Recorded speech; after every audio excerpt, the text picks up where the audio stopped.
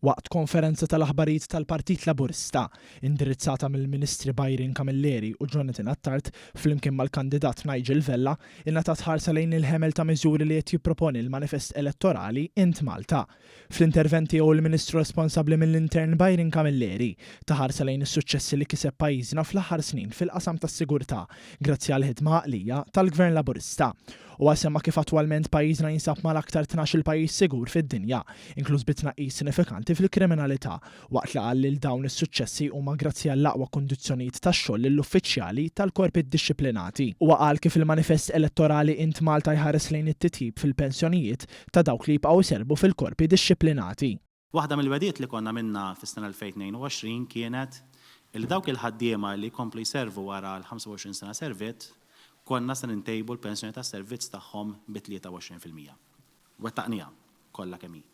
Issa qed iweduhom li dik ser tkompli tissaħħaħ. U allura minn 23% issa dik ser titla' għal 29% li titjieb il-pensjoni tas-servizz tagħhom. Camilleri wkoll għamel referenza nuqqas tarfien u kredibilità mill-Partit Nazzjonalista, tant li anke l-kap tiegħu Alex Borch qed jiżbalja meta mistoqsi fuq dan is-settur. Brabta mal-ġustizzja l-Ministru responsabbli Jonathan Attard saħaq li fl-aħħar snin il-Partit Laburista għamel qatt ta' investimenti fosthom ir-riforma fl-inkjesti maġisterjali u dik fil-qorti tal-familja. Bil-manifest elettorali ġala darba l-Partit Laburista jingħata l-fiduċja mill-poplu se jitnieda proċess ta' konsultazzjoni dwar linji gwidi ġodda brabta mar-riforma tal-ħelsien mill-arrest biex min jabbuża minn dan ibagħat il-konsegwenzi kif jixraq. Minn barra hekk saħaq kif vittmi f'każi varji se jingħataw iżjed drittijiet u se tiġi introdotta riforma ġdida brabta ma' dewmien fil-proċeduri tal-qorti.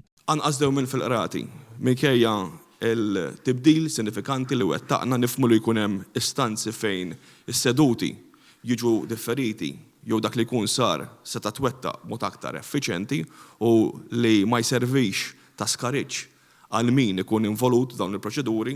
U allura fil-waqt li bnejna bl-implementazzjoni ta' riforma ta' notifiki tal-qorti għall-istituzzjonijiet finanzjarji issa se jkunu qed naraw li din nestenduha għal dawk li huma proċeduri ċivili oħra wkoll. Min-naħa tiegħu l-kandidat Laburista Nigel Vella saħaq li minn barra li fl-aħħar snin saru qatt ta' investimenti fejn tidħol l-immigrazzjoni bl-introduzzjoni tal-Labour Migration Policy saret ħidma wkoll biżjed sorveljanza fuq il-baħar u pajjiżna rażita ta' barranin li ntbagħtu lura pajjiżhom minħabba nuqqas ta' rispett lejn il-liġijiet f'pajjiżna. Vella ċenna li Int Malta qed jipproponi li jsir investiment maġġuri fl-airwing tal-Forzi Armati ta' Malta b'żewġ drones u sistema ta' radars ġodda li jużaw teknoloġija avvanzata biex jassu l-kosta u l-baħar li jiċċirkondana. U għatem jgħid li dawn juru distinzjoni ċara bejn il-Partit Laburista u l-Partit Nazzjonalista li għandha tkun riflessa wkoll fid-deċiżjoni tal-elettorat fi 30 ta' Mejju li ġej. Distinzjoni bejn iż-żewġ partiti ma tistax tkun ċara aktar minn hekk, inkluż fuq setturi importanti bħal ġustizzja u s-sigurtà.